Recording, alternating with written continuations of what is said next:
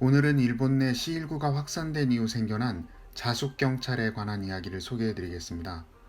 자숙경찰이란 신종 C19 바이러스에 따른 일본 정부의 비상사태 선포가 나오고 있는 가운데 요청에 반하는 행동을 하는 사람들을 주의를 주거나 때로는 위협하는 사람들을 말합니다. 자숙경찰을 자처한 사람들은 일본 정부가 영업자재 요청을 하지 않는 분야의 상점에도 영업을 자제하고 자숙하라는 문구를 붙이거나 유리창을 파손하는 등의 행위를 하고 있다고 합니다. 이런 피해를 보는 사람들의 대부분은 사회적 하위계층 사람들로 하루 벌어 하루 먹고 사는 사람들이 대부분이라 이런 행위는 정의 실현이 아닌 집단 괴롭힘의 행동일 뿐이라는 이야기가 일본 내에서 나오고 있습니다.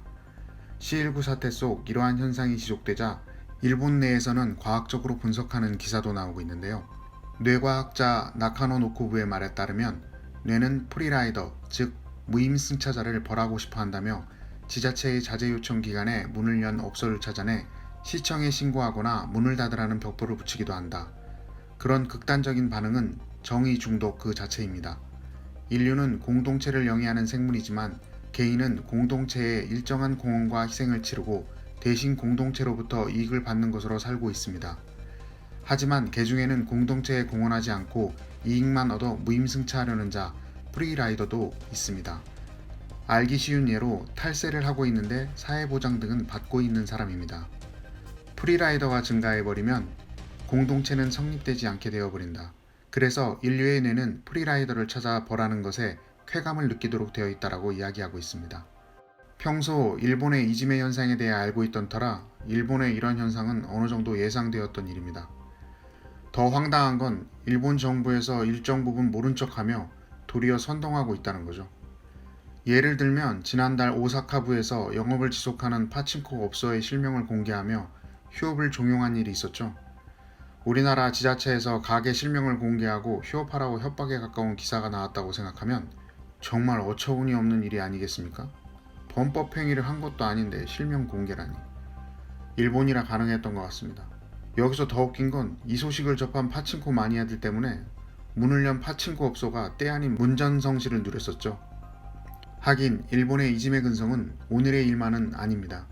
과거 일본 도쿠가와 막부 시대에는 도나리구미라는 행정조직을 만들어 주민들을 가구별로 묶어 그 수장이 이를 감시 고발하도록 했고, 에도 시대 말기엔 신생구미라는 조직을 만들어 자신들이 모시는 쇼군, 군주를 보호한다는 목적으로 동원되어 치안을 유지한다며 칼을 휘둘렀으며 1923년 간토 대지진 당시 자경단을 조직, 혼란한 시국을 틈타 6,000명이 넘는 한국인들을 무차별 학살했던 역사도 있습니다. 이런 역사적 사실만 봐도 왜 일본인들이 자숙경찰이라는 이름으로 약자를 괴롭히는지 이유를 알 수 있을 듯합니다.